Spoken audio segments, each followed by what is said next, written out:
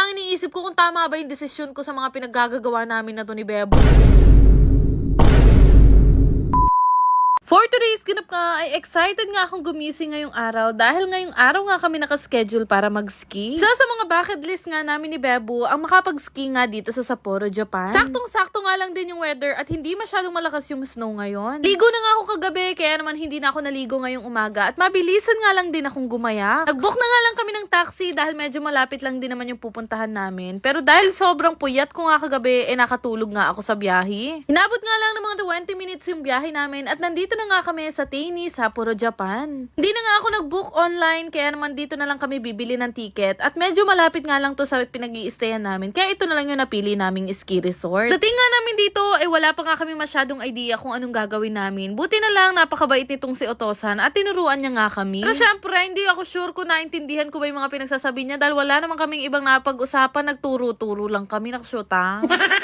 Grabe nga ang kapal ng snow dito sa entrance pa lang at sobrang excited na nga namin mag-ski ni Bebo. Gre-rent nga lang pala kami ng mga gamit namin kaya naman mula sa place na dinrap kami kailangan pa namin lakarin mula sa building na sa itaas. Bali, inabot nga rin ng 10 minutes yung paglalakad namin dahil sobrang hirap nga maglakad pa akyat. Dating na pagdating nga namin dito sa loob nagtanong na nga ako kung saan nga kami pwedeng mag-rent ng mga gamit. Tinuro nga sa akin ni Okasa na umakyat nga daw kami dito sa second floor. Kaya naman pala napakaraming ng tao dito dito pala matatagpuan yung mga gamit na pwede nyong i-rent. Bago nga kami mag-rent, kailangan muna namin mag-fill up kung ano nga ba yung mga gamit na kakailanganin namin. Kung maitatanong nyo naman kung magkano nga yung naging bill namin sa pag-rent, umabot nga rin ng 2 lapad mahigit. Medyo pricey lang talaga. Ang sabi ko nga kay Bebo, sayang, pandagdag na rin yung pampakasal. Charis!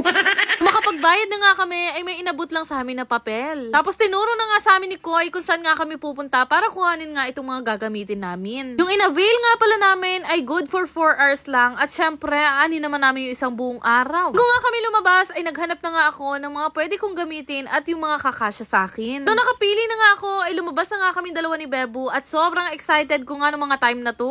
Diyos ko, first time ko lang to gagawin sa buong buhay ko. Ano kaya ang pakiramdam? Nandito pa nga lang ako sa pinakabungad, talaga naman, sobra kataluras. Kung titingnan at panonoorin mo nga yung ibang mga bata na nag-i-ski, parang napakadali nga ng ginagawa nila. So, kapag ikaw na pala yung nag-i-ski, Diyos ko, hindi mo alam kung saan ka dadali ng tadhana. Alam nyo ba guys, nahiyang-hiya kami dito sa gilid ni Bebo habang tinitingnan nga itong mga batang nag-i-ski. Tataka talaga kami kung bakit napakagagaling nila at hindi talaga sila nagbubuwal. At bakit naman rugo ako? Hindi pa ako nakakalayo, nangangasaldak na ako.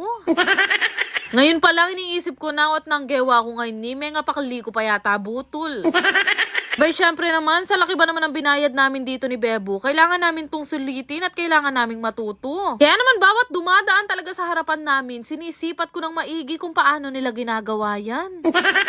Noong mga time nga na to hindi pa nga kami kumakain ni Bebo pero mamaya na ako kakain, kailangan ko munang masanay. Ngayon pa lang iniisip ko kung tama ba yung desisyon ko sa mga pinaggagawa namin na to ni Bebo. Panigurado, naglalaki yan ang mga pasako sa puwit. Talaga naman nakakapagod at hindi pala talaga biro ang pag-i-ski. Siguro nga naglalaan talaga sila ng mahabang panahon para nga matuto. Kaya naman kaming dalawa ni Bebo dito sa gilid, pursigido talaga. Marami naman kaming alaksan na baon. Pero ito nga si Bebo, malakas ang loob. Nakalimutan niya yata na nirarayuma siya. Kanina pa nga kami pabalik-balik dito sa baba at nakakailang bagsak na nga ako habang pinapanood kami ng mga batang mga 5 years old pa lang. Sabi ko nga kay Bebo, hindi ko to lulubayan kahit sobrang sakit na ng mga binti at puwetan ko dahil gusto ko nga matuto. Pero unti-unti naman, nakakapako na nga kung paano nga to gawin. Ewan ko lang dito kay Bebo kung saan siya papunta, naksyuta. Sobrang mataluras din talaga ang mga yuki kaya kailangan mo talagang balansehin yung sarili mo. Bundok nga ito kaya kapag hindi ka natutong magbalanse, Diyos ko, sa balintawak na ang baba mo. Pero time by time, sa kaka-practice at kakatumba nga namin ni Bebo, natuto rin naman kami kahit papaano. Buti pa tong bata na to, wala nga ka-problema. Sana pala bumili na lang din ako ng planggana. Niisip ko talaga ngayon kung paano nila to ginagawa nang hindi natutumba o nadudulas, lalong-lalo na to, dala niya yung pamilya niya. Ay grabe, napabilib nga ako nitong si ate. Biruin mo, dala niya yung isa niyang anak sa likod, tinuturuan niya pa yung anak niya sa harap. Katapos ko nga bumagsak at gumulong-gulong ng 72 times, ang sabi ko nga kay Bebo, mamamahinga na ako, kulay itim na ang binti ko. Kagabi na rin naman at patapos na nga yung oras namin, kaya naman nag-decide na nga kaming pumasok dito sa loob at ibalik na nga yung mga gamit na nirent namin. Grabe, sobrang saya ng experience namin na yun at hindi namin makakalimutan yun ni Bebo. Ay talagang hindi namin makakalimutan dahil 1 linggo bago mawala yung mga pasa namin. Nalis na nga rin namin yung mga mababigat na sapatos na to dahil kanina pa kami hirap na hirap maglakad. Sabi ko nga kay Bebo, kung may time pa kami sa mga susunod na araw, babalikan ko talaga tong ski resort na to at talaga naman lalabanan ko yung mga batang tinitingnan ako kanina. Inaksyuta mo ka negative na pagdating kay Bebo dahil nagkikiruta na daw yung mga rayuman niya. O kayo, gusto nyo rin ba ma-experience mag-ski? Hindi naman masyadong masakit, hindi lang kayo makakalakad kinabukasan, naksyuta.